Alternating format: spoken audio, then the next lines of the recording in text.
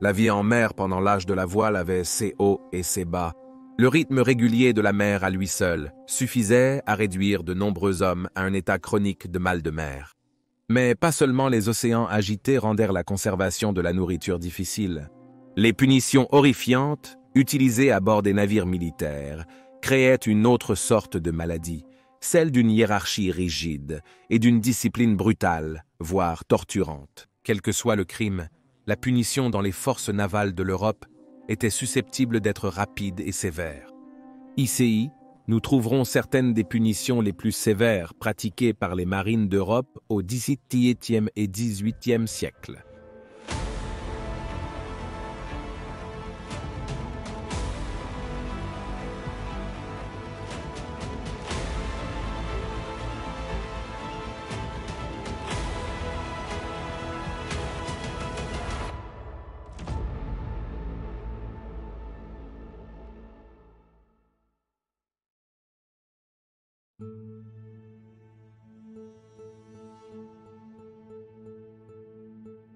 À bien des égards, le fouet reste le symbole emblématique de la cruauté de la vie en mer pendant l'âge de la voile. Certainement, le fouet est resté le châtiment le plus courant utilisé pour maintenir la discipline à bord des navires. Aussi connu sous le nom de flagellation ou de caning, le fouet impliquait l'administration de coups sur le dos d'une personne avec un fouet ou une tige. Cela peut être une définition de manuel, mais elle ne parvient pas à saisir à quel point cette forme de punition était vraiment terrible. L'instrument utilisé pour la punition, par exemple, déviait massivement.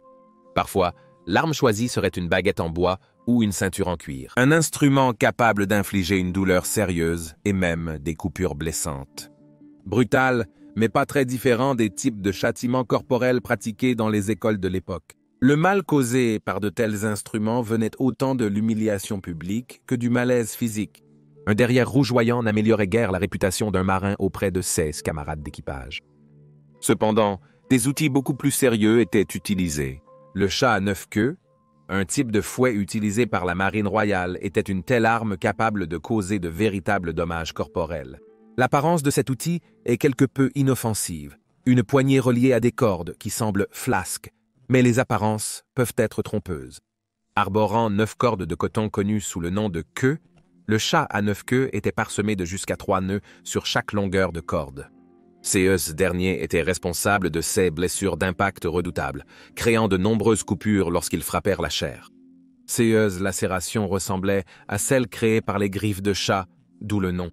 Pesant 370 grammes et composé de fils de coton entrelacés, dénoués et tissés en un maillage serré, le fouet était flexible, permettant l'application de force derrière lui. Concentrés sur les nœuds et les queues, les coupures profondes causées par le chat à 9 queues ont résulté en une douleur atroce pour la victime.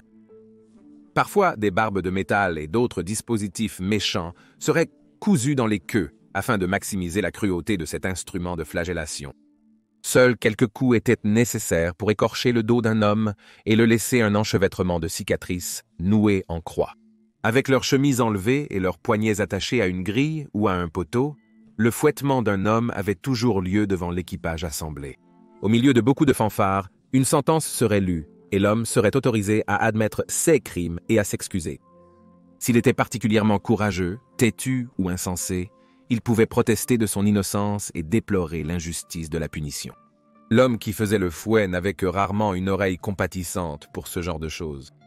Puis venaient les coupures ou les coups de fouet administrés par le maître d'équipage, le redouté chef de la discipline à bord. Ces coups étaient aussi forts qu'un observateur d'une flagellation a déclaré « Le bruit des coups sur le dos nu du souffrant peut être entendu à une distance de 100 verges, soit environ 500 mètres. L'homme hurlant sous ces coups était au moins aussi audible. » Après un nombre significatif de coups de ce fouet, les coupures se superposeraient et le dos de la victime deviendrait un douloureux désordre, ouvert aux infections. En fait, l'expression pour frotter du sel dans la plaie provient de l'utilisation du chat à 9 queues. Dans une tentative désespérée pour prévenir l'infection, les marins versaient du sel sur leur dos, mâché en ruban par le fouet. Comme le suggère l'expression, c'était un processus incroyablement douloureux. C'était aussi, comme certains chirurgiens de navires devaient le savoir, complètement inutile. L'eau de mer contient une multitude de bactéries. Tout ce que ce processus aurait fait, c'est faire mal. 12 coups de fouet était le nombre le plus courant à recevoir, et c'était aussi une peine courante. Des délits mineurs, tels que l'ivresse, la réplique ou une mauvaise attitude au travail, pouvaient entraîner une telle punition. Une peine de 1000 coups de fouet était en réalité une condamnation à mort par flagellation, car personne ne pouvait être censé survivre à une telle punition, bien que ce nombre de coups de fouet était réservé à ceux que ceux en charge considéraient comme des infractions graves, comme la mutinerie, le meurtre ou, horriblement, l'homosexualité. Un homme dans la marine a été condamné à 400 coups de fouet, mais après en avoir reçu environ 175, il a été libéré. L'homme passerait les 3 semaines suivantes à l'hôpital. Le cat o' nine tails était clairement un instrument de flagellation redoutable. D'autres existaient qui étaient aussi brutaux, mais aucun d'entre eux n'a atteint une popularité d'utilisation semblable à celle que le cat o' nine tails a atteint. Son usage affecte notre langage actuel via l'expression courante « pas assez de place pour faire tourner un chat ». Oui, l'expression ne vient pas des gens du passé qui balançaient des chatons par la queue. Elle vient du cat o' nine tails, signifiant qu'il n'y a pas assez de place pour faire tourner un fouet. Le cat o' nine tails, largement utilisé dans la marine britannique et ailleurs, a influencé la discipline des marins, soldats, esclaves et criminels à travers le monde. Malheureusement, ce morceau de patrimoine naval n'a pas encore été entièrement relégué au livre d'histoire. Bien que cette pratique ne soit plus en vigueur au Royaume-Uni depuis 1948, le flagellation persiste dans de nombreuses anciennes parties de l'Empire britannique, en particulier dans les anciennes possessions coloniales des Caraïbes.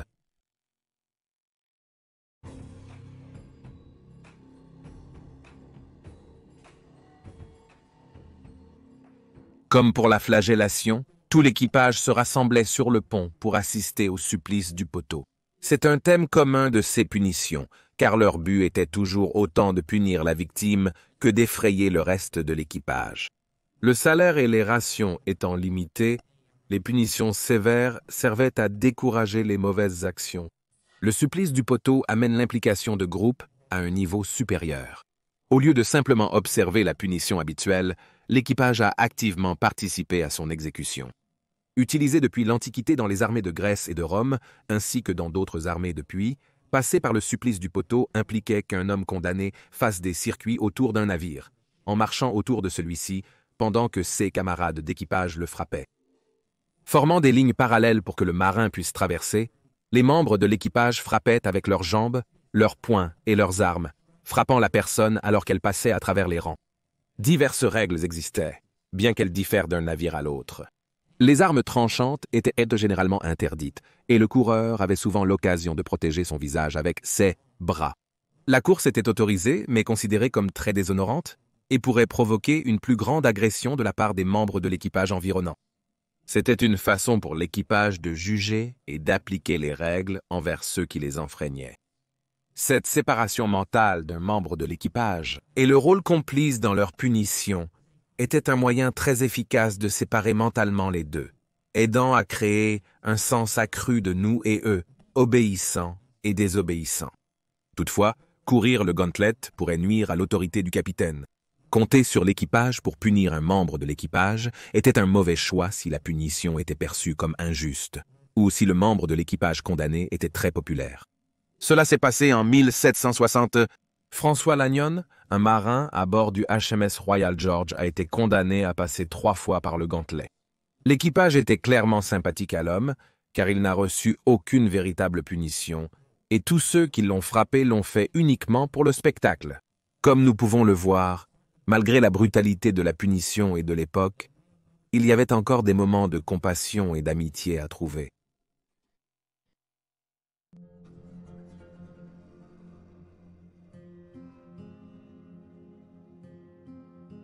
La keel-hauling était une punition et une éventuelle exécution terrifiante utilisée sur les marins, surtout dans les marines néerlandaises et britanniques royales. Attaché à une ligne enroulée autour du navire, un marin avait un poids attaché à ses jambes avant d'être jeté par-dessus bord. Plongeant d'un côté du navire, le marin était ensuite traîné sous la quille et sorti de l'autre côté. S'ils étaient rallégés, leur élan ne les emmènerait pas plus loin que le fond du navire. Passant de la proue à la poupe le long du navire, ces marins seraient traînés le long de la partie inférieure du vaisseau couverte de bernacles. Comme le sait tout plongeur, ces bernacles ont des coquilles incroyablement dures et des bords dentelés tranchants qui peuvent percer la peau facilement. Cette coquille hérissée de vie marine couperait comme des rasoirs alors que le marin était traîné dessus. Le résultat serait une série de lacérations sur le corps, laissant la victime cicatrisée et à un risque massif d'infection, surtout que de grandes quantités de vie marine seraient probablement incrustées dans les blessures. La médecine était primitive pour soigner cela, même sur le continent. En mer, la médecine était souvent guère mieux que des amputations effectuées par le charpentier du navire. Dans l'agonie, alors que les plaies suppurantes, enflammées et pourrissantes sapent la force des corps épuisés des victimes, peu de ces hommes ont survécu à leurs prochaines semaines.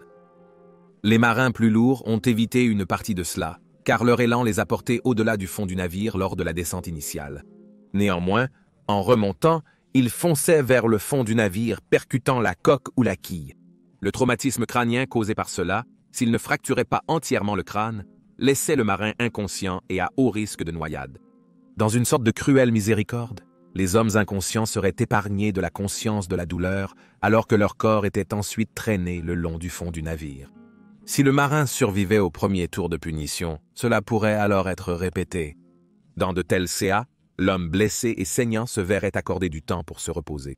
Ce n'était pas pour leur permettre de se rétablir, mais plutôt pour s'assurer qu'ils ressentaient la douleur de chaque descente autour du navire dans la mesure du possible. Le supplice de la cale était cruel, mais servait une fonction très spécifique pour les commandants navals. Comme le fouet où les hommes étaient attachés à un poteau et fouettés, le supplice de la cale était une punition spectacle. C'est un type de discipline axée sur le choc, les punitions spectacles, axée sur la création d'une image si horrifiante dans l'esprit de tous ceux qui regardent, afin que d'autres éventuels délinquants soient effrayés à l'obéissance. Le type d'atmosphère présente lors de ce spectacle sanglant est suggéré par une peinture hollandaise de Liev Peters.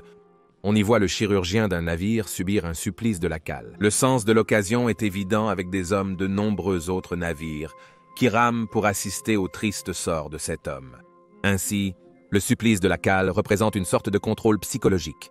La douleur incroyable d'un membre étant observée et ressentie par tous, servant à avertir les spectateurs.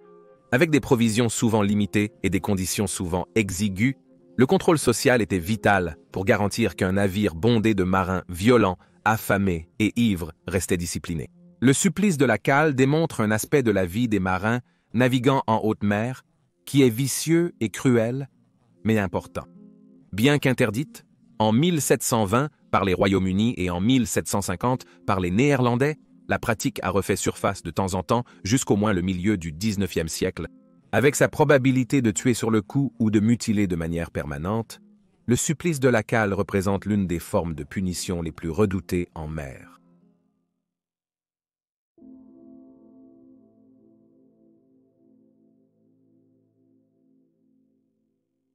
L'usage de violence extrême, par des flagellations ou le supplice de la cale, servait à maintenir l'obéissance de l'équipage.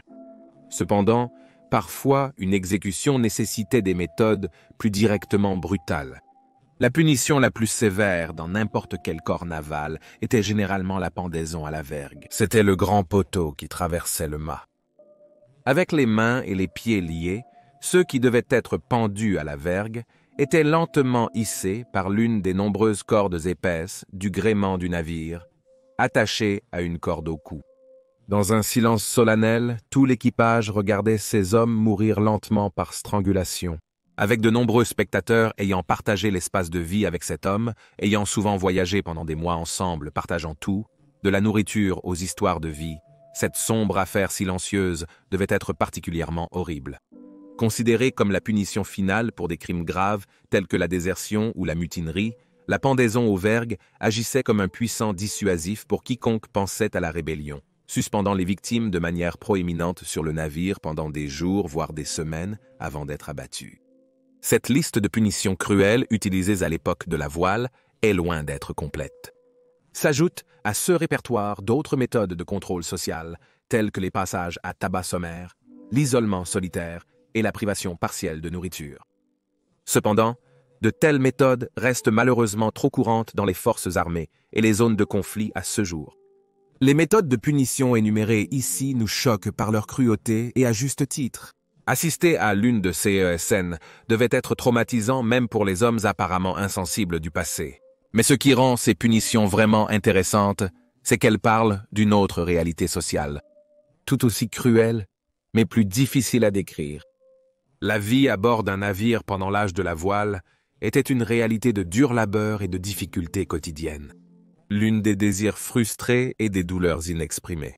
Les hommes dans ces marines n'avaient aucune passion pour ce qu'ils faisaient. La vie navale exigeait une grande discipline et un travail acharné et la rémunération que recevaient les équipages pour cet effort n'était pas grande.